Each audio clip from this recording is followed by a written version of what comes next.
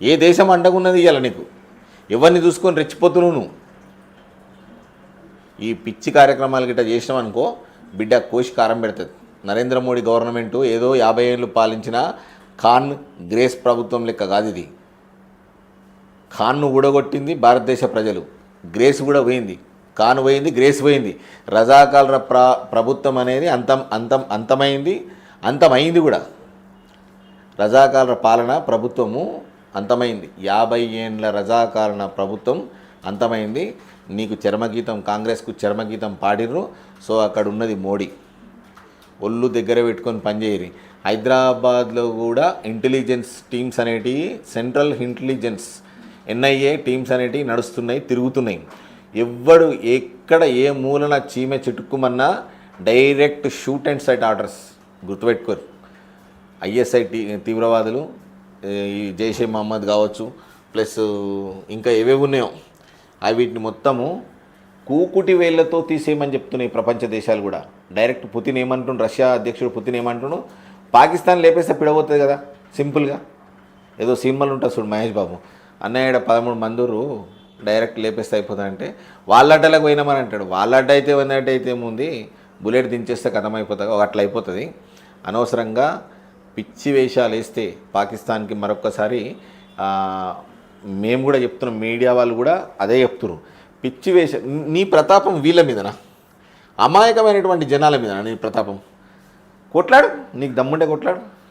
పూంచ్ ఉంది, జమ్మూ కాశ్మీర్ ఉంది, బారాముల్లా ఉంది, కొట్లాడ వీళ్ళ దగ్గర. నీకు దమ్ముంటే కొట్లాడు. నీ మిసైల్స్ ఏం పని చేస్తున్నాయో చూసుకో. మిలిటరీ సైన్యంతో కొట్లాడు. నీకు దొంగ దెబ్బ తీయడం, అట్లా నార్మల్ జనాలను చంపడం. మనకి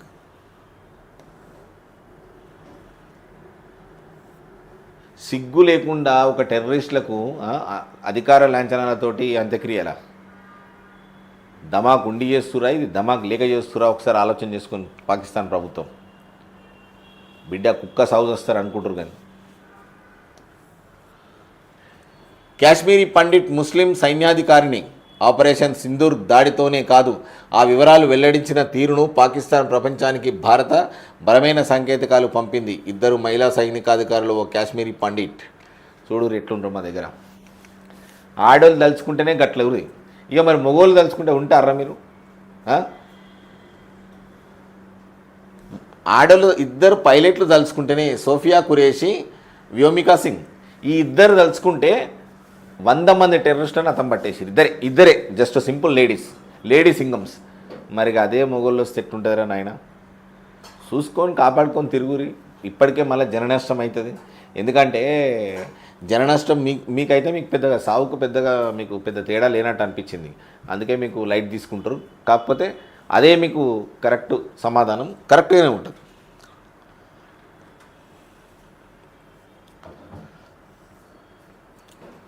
నేను పోయినా బాగుండేది. ఎవడు మసూద్ అజార్ మాట్లాడుతుండు. 14 మంది హతం. నువ్వు మసూద్ అజార్ అనేటోడు ఎట్టి పరిస్థితులలో ఉంచరు. ఈ భారత టార్గెట్ ఏంటి అంటే పాకిస్తాన్ నార్మల్ జనాలను కొట్టడము కాదు, పాకిస్తాన్లో ఉన్నటువంటి ఉగ్రవాద సంస్థలు ఏవైతే ఉన్నాయో అవిట్లను కూకుటి వేళ్లతో తీసేయాలనే లక్ష్యంతో మోడీ గవర్నమెంట్ పనిచేస్తుంది. ప్రపంచ దేశాలు కూడా దానికి మద్దతు ఇస్తున్నాయి. బిడ్డ కాసుకోరి మీరు. మసూద్